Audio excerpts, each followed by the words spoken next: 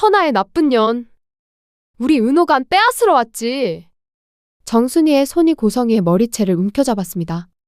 고성이 사무실에서 벌어진 일이었어요. 이 한마디가 모든 걸 뒤집어버린 순간이었습니다. 고성이는 당황한 표정으로 뒤로 비틀거렸지만 정순이의 분노는 이미 폭발 직전이었습니다. 당신 아들 살리려고. 우리 은호 이용한 거지. 쌍둥이라며? 정순이의 목소리는 떨리고 있었어요. 하지만 그 떨림은 두려움이 아니라 분노였습니다. 식당을 운영하며 힘들게 은호를 키워온 세월. 밤낮 없이 일하며 은호 학교 보내고 아플 때마다 밤샘 간호하던 그 모든 순간이 정순이의 머릿속을 스쳐 지나갔어요. 고성이는 차갑게 웃으며 정순이의 손을 뿌리쳤습니다. 뭘 안다고 그래요. 증거라도 있어요.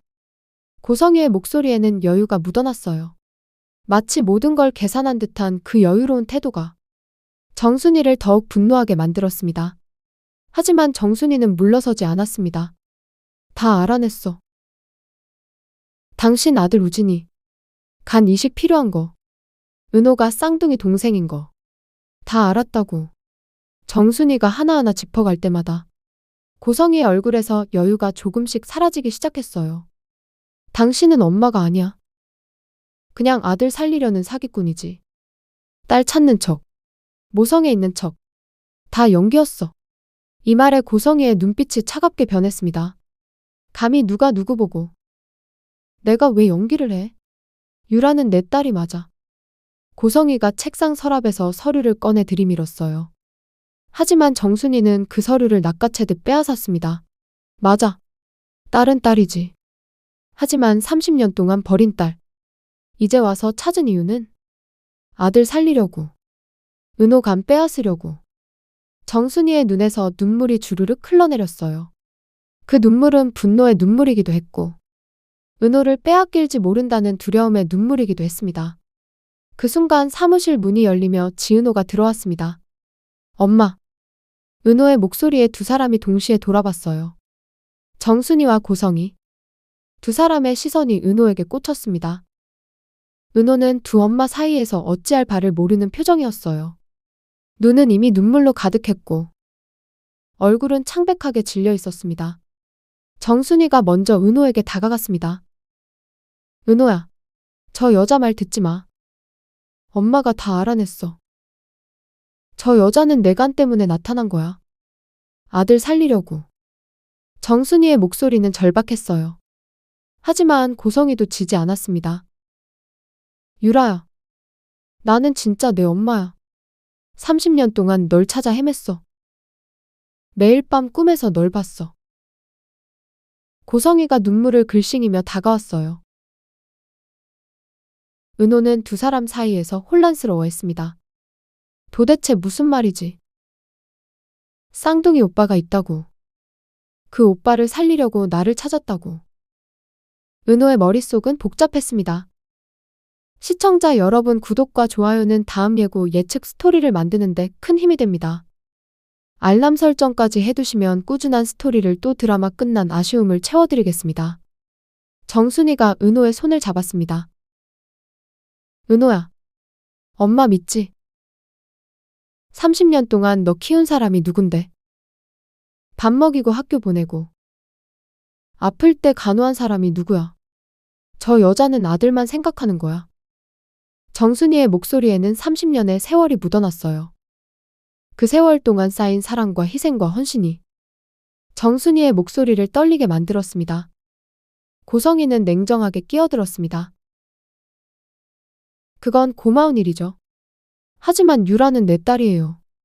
우진이는 내 아들이고. 남매가 서로 도와야죠. 고성이가 당당하게 말했어요. 남매. 정순이가 비웃듯 말했습니다. 30년 동안 버린 딸한테 이제 와서 오빠 살리라고. 간 내놓으라는 거야. 미친 거 아니야. 정순이의 목소리에는 분노가 가득했습니다. 그 순간 사무실 문이 열리며 이지혁이 들어왔습니다. 지혁은 상황을 파악하고 재빨리 은호 곁으로 다가갔어요. 은호야, 괜찮아. 지혁의 손이 은호의 어깨를 감싸 안았습니다. 은호는 지혁의 품에 기대며 눈물을 흘렸어요. 고성이가 지혁을 노려봤어요. 당신은 누구야? 왜 끼어들어? 이건 가족 문제야. 고성이의 목소리에 날이 서 있었습니다. 지혁은 차분하게 대답했어요. 저는 은호를 지키는 사람입니다. 누구든 은호를 이용하는 건 용납 못해요. 그게 친엄마라 해도요. 지혁의 말에 고성이의 얼굴이 일그러졌습니다. 정순이는 지혁을 보며 고개를 끄덕였어요. 고마워요. 우리 은호 지켜줘서. 정순이가 다시 고성이를 향해 몸을 돌렸습니다. 당신, 아들 살리고 싶으면 다른 방법 찾아. 우리 은호는 절대 안 돼. 정순이의 목소리는 단호했어요. 30년 키운 딸을 누구에게도 빼앗기지 않겠다는 그 결연한 의지가 목소리에 담겨 있었습니다. 고성이가 비웃었습니다. 다른 방법. 쌍둥이 말고는 방법이 없어요. 적합 판정이 나온 사람이 유라뿐이에요. 우진이가 죽어도 괜찮아요. 고성이의 목소리가 떨렸습니다. 정순이는 망설임 없이 대답했어요. 그건 당신 아들이지. 우리 은호랑은 상관없어. 30년 버린 주제에 이제 와서 남매 타령하지 마. 이 말에 사무실에 있던 사람들이 모두 놀랐습니다. 고성이의 눈빛이 완전히 변했습니다. 정말 그렇게 나오실 거예요. 그럼 나도 각오하죠. 법적으로든 뭐든 내 딸 데려갈 거예요. 우진이 살릴 거예요. 고성이가 으름장을 놓았어요. 정순이는 전혀 물러서지 않았습니다. 해봐. 법정이든 어디든 가자고. 30년 버린 엄마가 아들 살리려고 딸 이용하는 거. 세상 사람들 다 보게 해줄게. 두 사람의 대결은 갈수록 격렬해졌어요. 은호는 그 사이에서 눈물만 흘리고 있었습니다. 가슴이 찢어질 것 같았어요. 쌍둥이 오빠가 있다는 것도 충격인데. 그 오빠를 살리려고 자신을 찾았다니. 그때 사무실로 박성재가 들어왔어요. 성재는 상황을 보고 급히 달려왔습니다. 다들 진정하세요. 여기 회사 사무실이에요. 성재가 두 사람 사이를 가로막았어요. 하지만 정순이는 물러서지 않았습니다. 비켜요. 이건 우리 딸 지키는 문제예요. 정순이가 성재를 밀어냈습니다. 고성이도 한 발짝 앞으로 나섰어요. 맞아요. 내 딸이고 내 아들 문제니까. 당신들은 빠져요. 유라는 내 딸이니까. 이 말에 정순이가 폭발했습니다. 딸. 30년 동안 한 번도 안 찾아본 주제에 아들 죽는다고 이제 와서 딸 찾아. 정순이가 다시 고성이의 멱살을 잡았어요. 고성이도 지지 않고 정순이의 팔을 붙잡았습니다. 두 사람은 사무실에서 몸싸움을 벌이기 시작했어요. 책상 위 서류들이 바닥에 떨어지고 의자가 넘어지는 소리가 났습니다. 지혁과 성재가 급히 말렸지만 두 사람의 분노는 쉽게 가라앉지 않았습니다. 은호가 소리쳤어요. 그만하세요. 제발.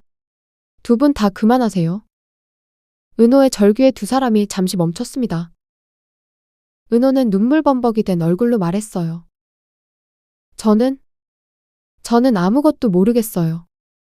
쌍둥이 오빠가 있다는 것도, 그 오빠 살리려고 절 찾았다는 것도, 그냥 다 싫어요. 은호가 사무실 문을 열고 뛰쳐나가기 시작했어요. 지혁이 급히 은호를 쫓아갔습니다. 은호야. 잠깐만. 지혁의 목소리가 복도에 울려 퍼졌어요. 정순이와 고성이는 그 자리에 멈춰 섰습니다. 정순이의 눈에서 눈물이 주르륵 흘러내렸어요. 내가 뭘 한 거지? 우리 은호한테. 정순이가 주저앉으며 울기 시작했습니다. 30년 키운 딸을 지키려다. 오히려 딸에게 상처를 준 것 같아. 정순이의 마음은 무너져 내렸습니다. 고성이는 냉정한 표정으로 정순이를 내려다봤어요. 이제 알겠어요. 당신도 결국 유라를 힘들게 할 뿐이에요. 유라에게 진짜 필요한 건 친엄마인 나예요. 고성이가 책상으로 돌아가 앉았습니다. 그 모습에는 승리의 미소가 번져 있었어요. 정순이는 사무실 바닥에 주저앉은 채 울고 있었어요. 성재가 조심스럽게 정순이에게 다가갔습니다. 어머니, 일어나세요. 성재가 정순이를 일으켜 세웠어요. 정순이는 성재를 보며 물었습니다. 내가 잘못한 거야. 너무 심하게 한 거야. 정순이의 목소리는 떨리고 있었습니다. 성재는 고개를 저었어요. 아니에요. 어머니는 은호를 지키려고 하신 거예요. 당연한 거예요. 고성이 저 여자가 잘못한 거죠. 성재의 위로에 정순이는 다시 눈물을 쏟아냈습니다. 한편 빌딩 옥상으로 올라간 은호. 지혁이 뒤따라왔어요. 은호는 난간에 기대서서 울고 있었습니다. 쌍둥이 오빠. 간이식. 30년 만에 만남. 모든 게 계획이었다는 사실에 은호는 무엇을 믿어야 할지 몰랐어요. 지혁이 조심스럽게 다가갔어요. 은호야. 은호는 돌아보지 않았습니다. 지혁이 은호의 옆에 섰어요. 힘들지? 지혁의 목소리는 부드러웠습니다. 은호가 고개를 끄덕였어요. 선배. 나 어떻게 해야 돼? 쌍둥이 오빠가 있대요. 그 오빠 살리려고 날 찾았대요. 은호의 목소리는 떨리고 있었습니다. 지혁이 은호의 손을 잡았어요. 내가 원하는 대로 해. 누구 말도 듣지 말고. 내 마음이 가는 대로. 남매라고 해서 꼭 도와야 하는 건 아니야. 지혁의 말에 은호가 지혁을 바라봤습니다. 근데 내 마음이 뭔지 모르겠어. 오빠가 죽는다는데. 내가 도와줄 수 있다는데. 은호의 눈에서 눈물이 주르륵 흘러내렸어요. 지혁이 은호를 꼭 안아줬습니다. 괜찮아. 천천히 생각해. 내가 옆에 있을게. 지혁의 품에서 은호는 한참을 울었어요. 그 시각 고성이 사무실? 고성이는 거울을 보며 머리를 매만지고 있었습니다. 정순이한테 머리채를 잡혀 헝클어진 머리를 정리하면서 고성이의 입가에 냉소가 번졌어요. 30년 키웠다고. 그게 뭐가 대단한데. 결국 유라는 내 딸이야. 우진이를 살려야 해. 고성이가 혼잣말을 하고 있었습니다. 그때 사무실 문이 노크되었어요. 박영나가 들어왔습니다. 엄마, 무슨 일 있었어요? 복도에서 소리 들렸어요. 영나가 걱정스러운 표정으로 물었어요. 고성이는 아무렇지 않은 척 웃었습니다. 아무것도 아니야. 그냥 작은 해프닝? 고성이가 영나를 안심시켰어요.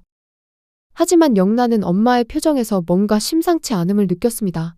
엄마, 유라 언니 때문이죠. 오빠 때문이죠. 영나가 조심스럽게 물었어요. 고성이의 표정이 굳어졌습니다. 내 오빠는 신경 쓰지 마.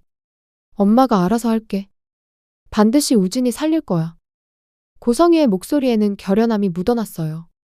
영나는 더 이상 묻지 않았습니다. 하지만 영나의 마음속에는 불안감이 자리 잡았어요. 그 시각 정순이는 식당으로 돌아왔어요. 지강호가 엄마를 맞이했습니다. 엄마, 어디 갔다 와? 얼굴이 왜 그래? 강호가 깜짝 놀라며 물었어요.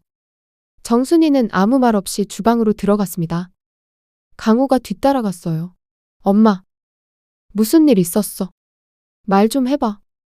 강호의 목소리에 걱정이 묻어났습니다. 정순이가 주저앉으며 울기 시작했어요. 강호야, 나 잘못한 것 같아. 너무 심하게 한 것 같아. 정순이가 오늘 있었던 일을 털어놓았습니다. 쌍둥이 오빠 이야기, 간이식 이야기, 모든 걸 강호에게 말했어요. 강호는 엄마의 이야기를 듣고 분노했어요. 그 여자가 뭔데? 아들 살리려고 우리 누나 이용해. 미쳤네 진짜. 강호가 당장 고성이 사무실로 달려가려 했습니다. 정순이가 강호를 붙잡았어요. 안 돼. 내가 나서면 더 복잡해져. 그냥 내버려둬. 정순이가 강호를 말렸습니다. 하지만 강호는 진정되지 않았어요. 엄마, 가만히 있으면 누나 감 빼앗길 거야. 강호의 말에 정순이는 아무 대답도 할 수 없었습니다. 한편 빌딩 주차장. 이지혁과 박성재가 마주쳤어요. 성재가 지혁에게 물었습니다. 은호는? 괜찮아. 지금 좀 진정시키고 있어. 지혁이 고개를 끄덕였어요. 성재는 한숨을 쉬었습니다. 고성이 저 여자. 진짜 문제야. 쌍둥이 아들 있는 거 숨기고 딸만 찾는 척했어. 성재가 분노에 찬 표정으로 말했어요. 지혁도 동의했습니다. 맞아. 처음부터 계획이었어. 우진이 살리려고. 은호 이용한 거야. 지혁의 말에 성재가 고개를 끄덕였어요. 우리가 은호 지켜야 돼. 절대 고성이한테 넘어가면 안 돼. 성재의 목소리는 단호했습니다. 그날 밤 은호는 잠을 이룰 수 없었어요. 정순이의 얼굴과 고성이의 얼굴이, 그리고 모르는 쌍둥이 오빠 우진의 모습이 번갈아가며 머릿속을 스쳐 지나갔습니다. 30년 키워준 엄마, 친엄마라는 여자, 그리고 죽어가는 쌍둥이 오빠. 은호는 선택의 기로에 서 있었어요. 다음 날 아침, 고성이가 변호사 사무실을 찾았습니다. 변호사 선생님, 친권 소송 가능할까요? 고성이가 조심스럽게 물었어요. 변호사는 서류를 검토하더니 고개를 끄덕였습니다. DNA 검사 결과가 있으니 가능합니다. 하지만 쉽지 않을 겁니다. 30년 양육권을 무시할 수 없으니까요. 변호사의 말에 고성이는 미소 지었어요. 괜찮아요. 시간이 걸려도. 결국 내 딸이 될 테니까. 우진이를 살릴 테니까. 고성이의 눈빛에는 집착이 서려 있었습니다. 그 시각 정순이도 법률 상담을 받고 있었어요. 30년 키웠으면 양육권은 제가 가질 수 있죠? 정순이가 절박하게 물었습니다. 변호사는 난색을 표했어요. 친모의 친권이 우선입니다. 하지만 30년 양육 사실도 고려됩니다. 쉽지 않을 겁니다. 변호사의 말에 정순이의 얼굴이 창백해졌어요. 그럼 우리 은호를 빼앗길 수도 있다는 거예요. 정순이의 목소리가 떨렸습니다. 한편 은호는 지혁과 만났어요. 카페에서 마주 앉은 두 사람. 은호가 먼저 입을 열었습니다. 선배, 나 어떻게 해야 할까? 오빠가 있다는 게 믿기지 않아. 은호의 목소리는 지쳐 있었어요. 지혁이 은호의 손을 잡았습니다. 은호야, 내 인생이야. 내가 결정해. 오빠를 살릴지 말지도 내가 결정하는 거야. 지혁의 말에 은호는 고개를 끄덕였어요. 하지만 은호의 마음은 여전히 혼란스러웠습니다. 그날 저녁, 고성이가 정순이에게 전화를 걸었어요. 만나줘. 우리 얘기 좀 해요. 고성이의 목소리는 차가웠습니다. 정순이도 단호하게 대답했어요. 좋아요. 만나줘. 두 사람은 카페에서 만나기로 했습니다. 마주 앉은 두 사람. 정순이가 먼저 입을 열었어요. 뭐 하자는 거예요? 정순이의 목소리에는 경계심이 묻어났습니다. 고성이는 차분하게 말했습니다. 유라 포기하세요. 그럼 보상해드리죠. 무려 500억. 고성이가 수표를 꺼내 들이밀었어요. 정순이는 그 수표를 보고 비웃었습니다. 돈으로 살 수 있다고 생각해요. 우리 은호를 아들 살리려고 딸 파는 거예요. 정순이가 수표를 밀어냈어요. 고성이의 눈빛이 차갑게 변했습니다. 그럼 법적으로 가죠. 친권 소송? DNA 검사 결과 있으니 제가 이길 겁니다. 우진이를 살릴 겁니다. 고성이의 말에 정순이는 웃었습니다. 해보세요. 30년 버린 엄마가 아들 살리려고 딸 이용하는 거. 어떤 판결 받는지 두고 보죠. 정순이도 물러서지 않았어요. 두 사람의 대결은 이제 법정으로 향하고 있었습니다. 구독과 좋아요는 다음 예고 예측 스토리를 만드는데 큰 힘이 됩니다. 알람 설정까지 해두시면 꾸준한 스토리를 또 드라마 끝난 아쉬움을 채워드리겠습니다. 다음 날 은호는 두 엄마를 불러냈어요. 세 사람이 마주 앉았습니다. 은호가 입을 열었어요. 두 분 말씀 다 들었어요. 이제 제 얘기 들어주세요. 은호의 목소리는 떨리고 있었습니다. 정순이와 고성이가 동시에 은호를 바라봤어요. 저는 간 이식 안 할 거예요. 은호의 말에 고성이의 얼굴이 일그러졌습니다. 유라야. 무슨 소리야? 우진이가 죽어. 고성이가 황급히 말했어요. 하지만 은호는 단호했습니다. 저는 제 삶을 살고 싶어요. 누구의 딸로서가 아니라, 누구의 동생으로서가 아니라, 지은호로서. 은호의 눈빛에는 결연함이 서려 있었습니다. 정순이는 은호를 보며 눈물을 흘렸어요. 고성이는 충격받은 표정으로 자리에서 일어났습니다. 넌 우진이를 죽이겠다는 거지. 내 쌍둥이 오빠를? 고성이가 떨리는 목소리로 말했어요. 은호는 고개를 저었습니다. 아니에요. 다른 방법을 찾으세요. 저 말고. 30년 동안 버린 딸한테 이제 와서 오빠 살리라고 하는 건 너무 잔인해요. 은호의 말에 고성이는 비틀거렸습니다. 고성이는 은호를 노려보며 말했습니다. 후회할 거야. 넌 반드시 후회하게 될 거야. 우진이가 죽으면 그때 알게 될 거야. 고성이가 자리를 박차고 나갔어요.